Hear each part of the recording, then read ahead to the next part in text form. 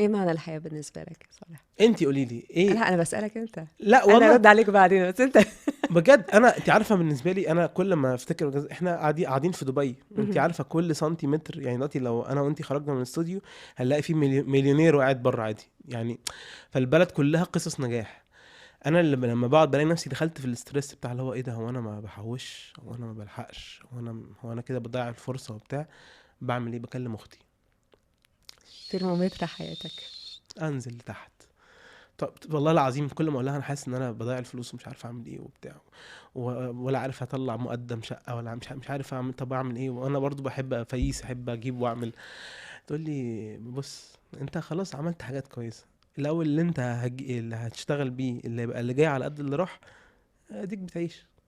ولما ربنا يبقى عايزك يبقى في حاجه جديده، عايز تتجوز، عايز حاجه، هتلاقي ربنا بعت لك الرزق. احنا متعودين كده من ربنا يعني، لما بنبقى عايزين حاجه بيبعتها لنا يعني.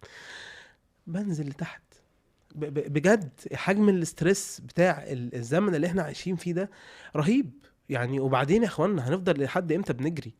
وبعدين امتى بقى هنقعد نعيش؟ ما تاني احنا جايين الدنيا ليه؟ المفروض جايين نعبد ربنا ونعمر الارض. هل احنا بنعبد ربنا؟ صباح الفل. بنعمر الارض بنخربها. طب خلاص يبقى خلينا طب ننبسط على الاقل. يعني لو مش هنعمل حاجة ده من التالي خلينا طب يعني. ننبسط يعني. خلينا نعمل الحاجة المينيمم بتاع ربنا، معاملتنا مع ربنا عشان نعرف ننبسط مهم. يعني المشكلة ان الحياة المادية دي بتخلي روح الانسان بجد فاضية. تلاقي بقعد مع الناس، نيو فولدر قدامي يخرب بيتك فاضي مفيهوش حاجة.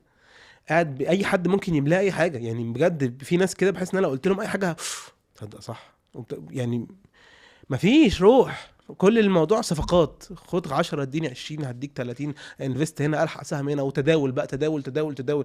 الناس بتموت على الحاجات دي. طب يا ابني طب انت فين انت بقى؟ انت وبعدين بس دي